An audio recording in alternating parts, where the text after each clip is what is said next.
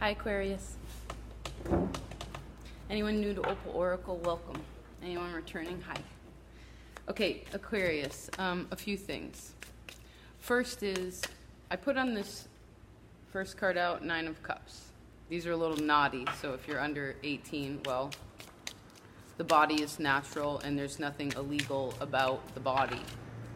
Anybody who makes rules and laws about that are actually in a lot of pain, right? Like about what is supposed to be and what's not, right? They don't like themselves, so therefore, you know, we make laws about it. Like no breastfeeding in public. What is that, right? Buy your Infamil. I don't know where that came from, but there's a little message for you too. Who's making the rules to your life, right? What rules do you abide by? Now, the second message was, oh, there's your card, the star. Look at that, isn't that beautiful? Okay, the second message was, I had this red shirt on and it just seems so bold. And so I put on this one. It's nice and it's soft and it's feminine and you can kind of, it's a bit sheer, right? But not completely exposing itself, but it's there. So there's something about that oh, there's the World. Came out 2. Let's leave those 4 for now. No, actually we need 8. So I guess colors are important, right? Wearing more muted colors will keep your fire, because we talk about your fire a lot, sort of mellow, okay? There's a time and a place to wear red and orange and whatever, but it's not King of Swords.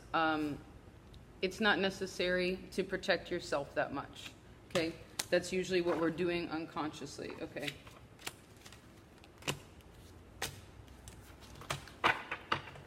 Bottom of the deck, the Sun. Beautiful card. Okay, so to finish before we begin, we must finish before we can begin, right? Aquarius. So the third message that came to me was something about your symbol that looks like, to me,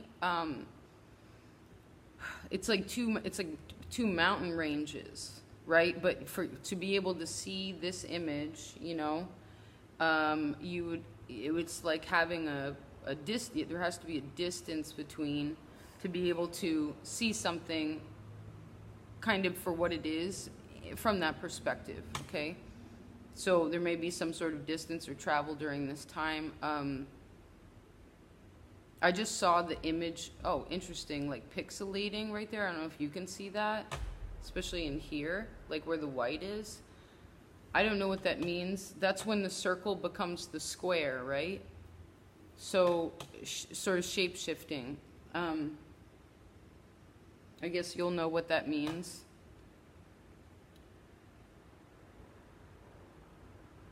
The first thing that always comes to me under shapeshifter is the kitsune, K-I-T-S-U-N-E. That may be important to you. It's the fox in Japanese, particularly the one who has it protects and holds the key to the granary, right? From Queen Inari, who runs she's the queen of the granary. So maybe looking up a story about that. I'll write it down for you just in case. I'll put it down below in the description box. All right, let's see here. So there's an eclipse coming, right? Lunar eclipse. It's a full moon. What do we want to complete?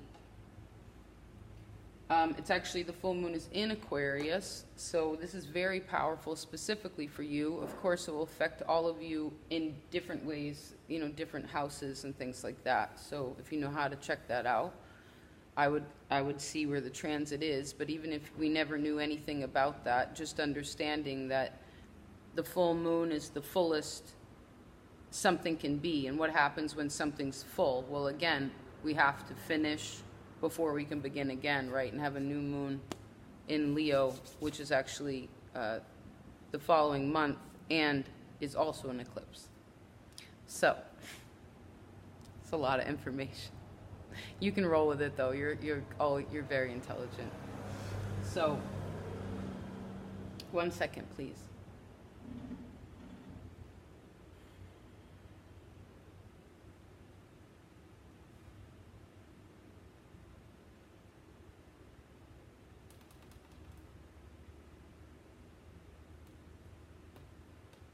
There needs to be, particularly because I use these cards, right, which obviously are a bit more exposing, right? There's things going on here that they're adult things, right, in a way.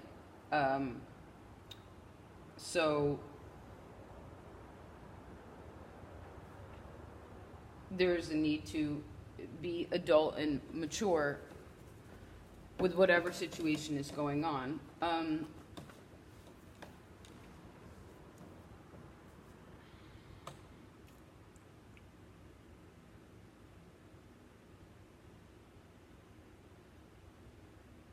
Because what is adult, I heard, what is adult satisfaction? I see there's actually a lot of consideration to what it means to be satisfied as an adult, and wherever it is that the satisfaction is lacking as an adult. Like when you think back and you're like, wow, I used to have so much fun doing this and this and that. So that sort of reflection is there. But if you, whatever that is, if you can figure out that you make that choice every day to either have fun or not, right? Like some people, you could get stuck in traffic and you're like, wow, this is awful. I am so dissatisfied. I'm so irritable. I'm so annoyed. Or you can see it as a blessing and be like, wow, I get to slow down for a second and actually like look around at where I am and observe my surroundings, learn from it, appreciate it, right? Where you usually would just be flying by because you have all these adult things you got to do, right? A kid is the one, you ever walked with a toddler and tried to get somewhere on time? You know what I mean? You got to give yourself like a good extra hour, you know, or you have to have, if you're going to let this mentality, this little creature, like, get somewhere. Because the thing is, what is it when you're a kid? Everything's new, right? When you're an adult, everything seems like old and like, oh God, all this worry and whatever. But I heard, but why?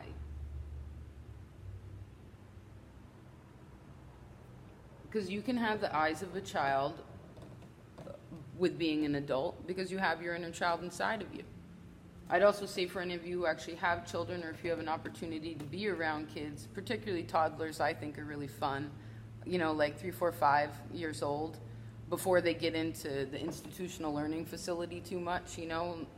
They're still open in a lot of ways. Their right and left brain are still sort of separate, right? It's a great perspective to learn from, okay? Bring you back into grounding you and understanding that in itself is a wonderful way to learn, to get what it is that you want, okay? And because that's the thing, is I think you, for a long time in your life, I see the last 9 years, you've been giving a lot to people emotionally, like you giving, you're like, I give to you, but mentally speaking, that was draining to you. And when we're talking about mentally also, you're an air sign, so you have to replenish you have to ensure that your mercury intake is not high, right? And then I did hear fish, so it's just important, your diet, right? Where things come from, because we absorb everything in whatever environment that grew up in, right? That's just a part of it. It just becomes an intricate part of that structure. Interesting. So not thinking too much is important, not too much mercury, right? And then also replenishing your mental space, right? To a good clear space. And I see how that is you need time by yourself.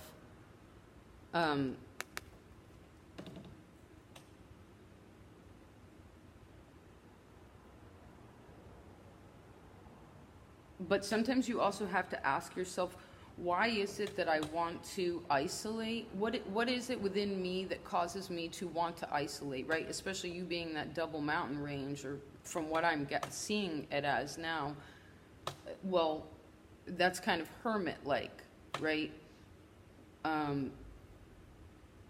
It's the man on the mountain all by himself.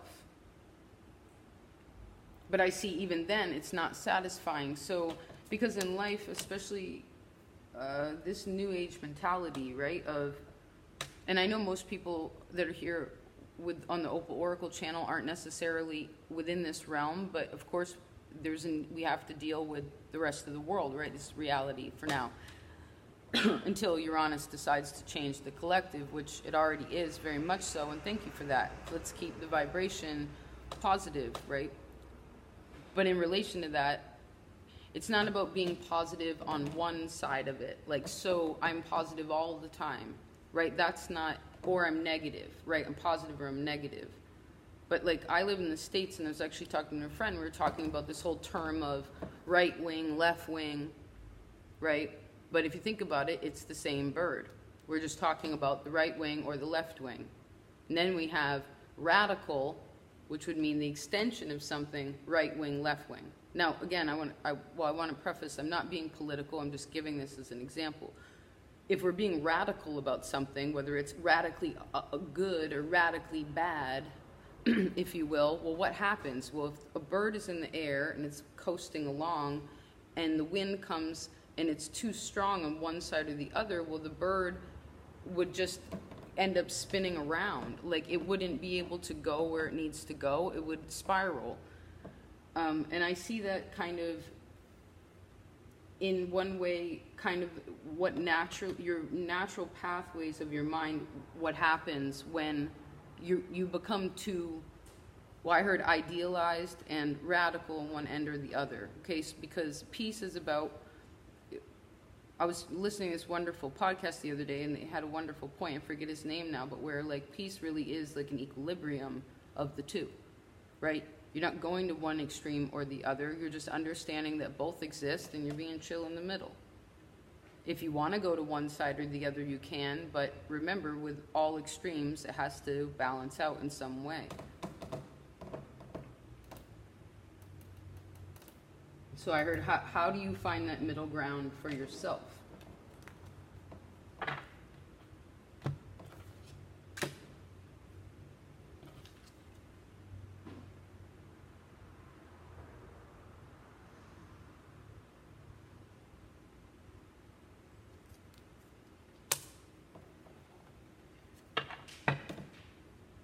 I see that like a healthy sexual appetite is important.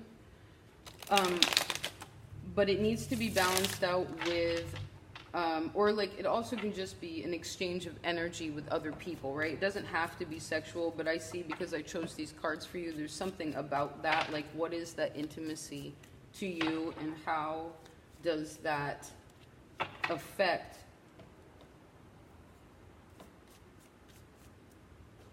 how solid you feel about your relationships.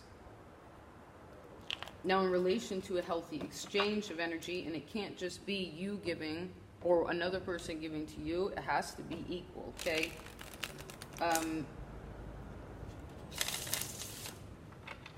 Because I actually see like hugging is really healthy right now. It's always healthy, especially 20 seconds or longer will release dopamine, which is nice. The feeling of love and like safety, right? Just feeling good about it. But in addition to that exchange of information and energy, as I said, it's, well, I didn't say information before, so, and I keep looking at all these swords.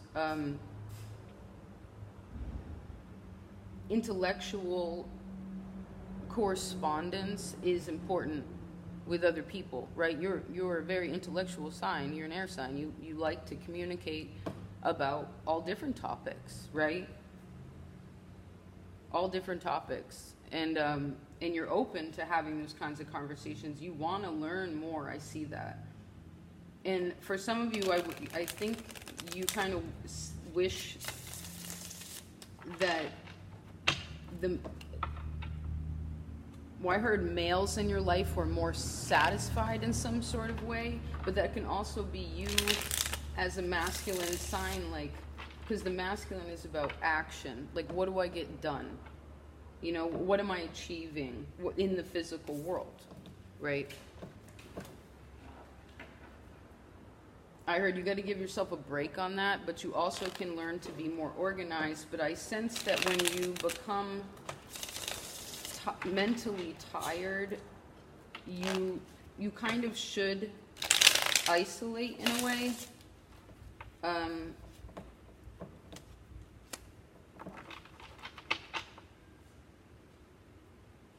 And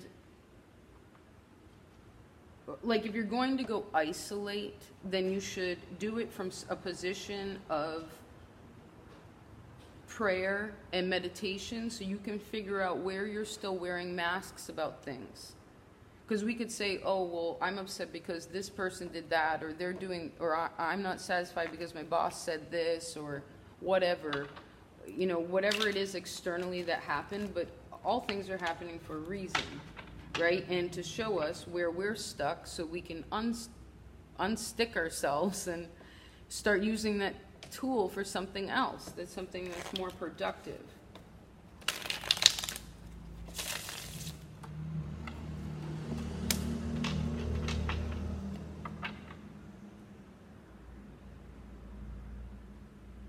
I also see in a way that you really enjoy when people observe you.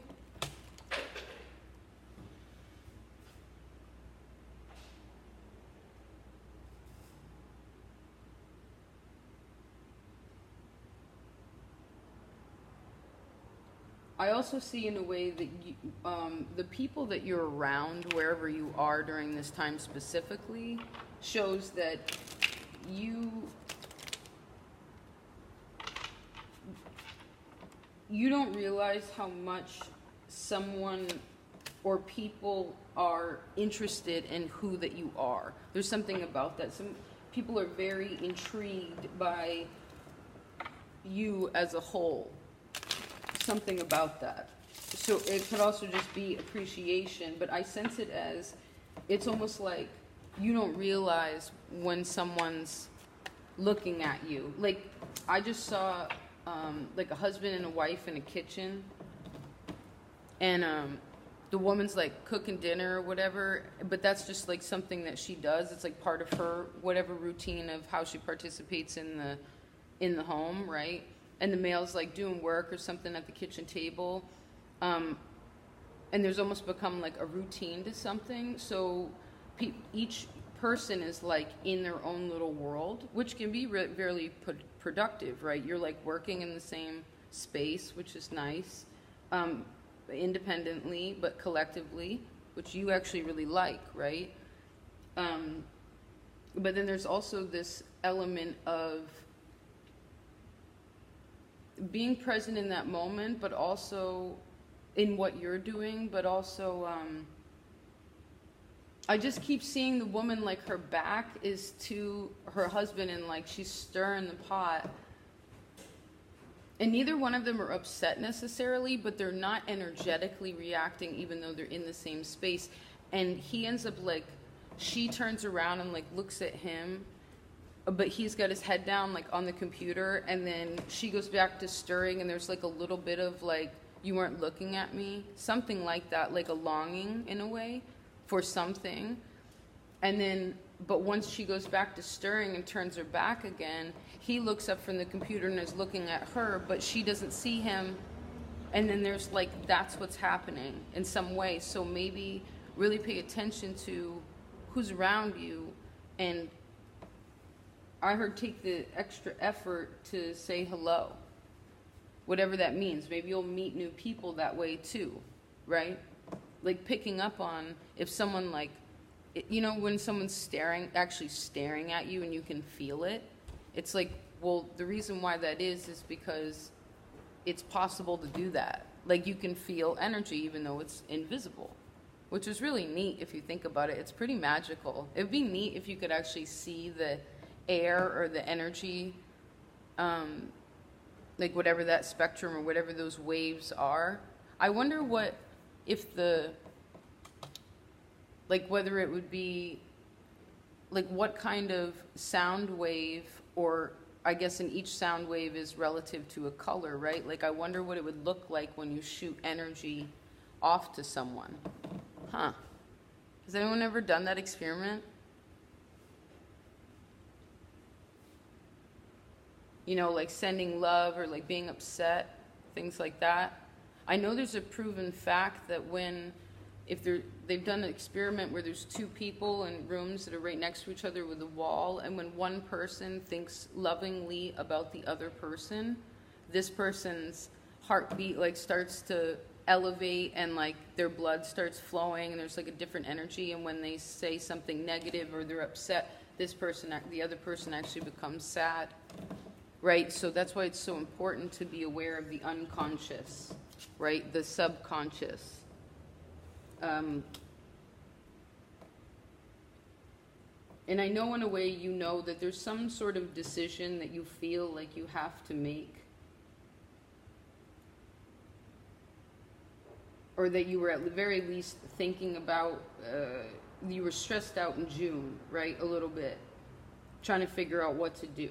But I see that you've gained some sort of new perspective upon what it really means to be in the night and in the day, right? And that love in general doesn't come from others, it comes from ourselves, right? Ace of Cups comes, High Priestess knows, you know? Wearing loose clothes too. You know what I mean? Nothing too tight right now. It's something about taking it easy. Plus, where I am, it's summer, so it's starting to get hotter, so you really don't want to be, the heat's already, you know, kind of heavy, so how do we cool off? How do we air out, right? How do we air out our mind, actually? Where are those windows in your mind? The windows of your mind. That's beautiful. Thank you for that inspiration. That's going to be your title. The windows of the mind. Lovely. You are a very inspirational sign. It's just 2222.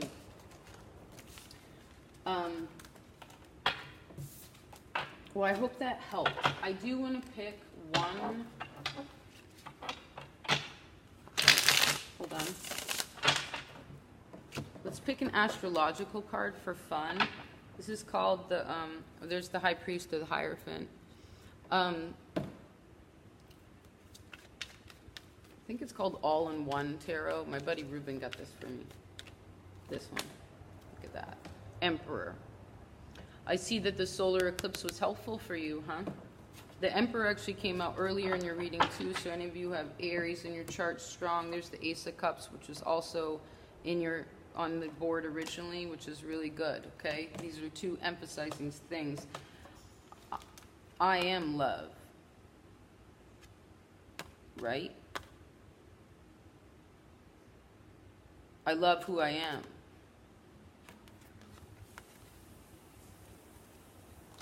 Now, as this being your closing statement, if you will,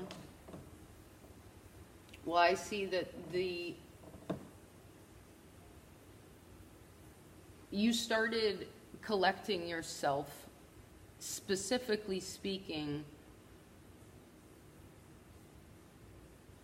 in April, something about that. There was some sort of structure building, right? Solidarity, I heard.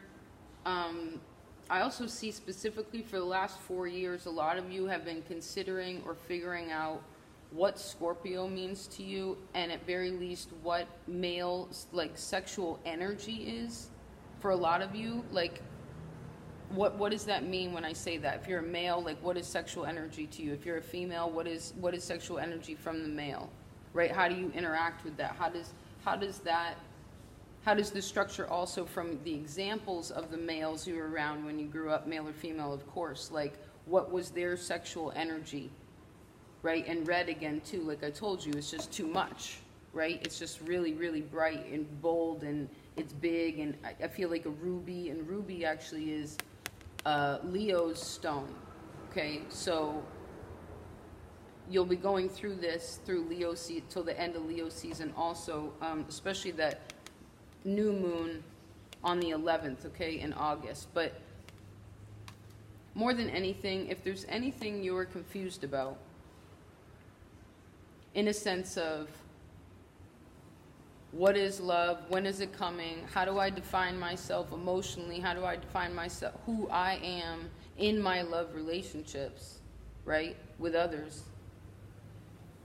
If there's any kind of like I don't knows in there, or you're working through that, I would say that you're going to be fine, okay? Red and green make brown. It's a very obviously grounding color.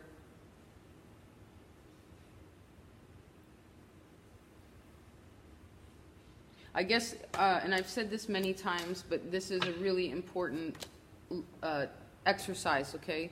Take 5 pieces of paper and you write I am at the top, really big. And then you go back through and you write, and it's going to say I am, you say I am blank.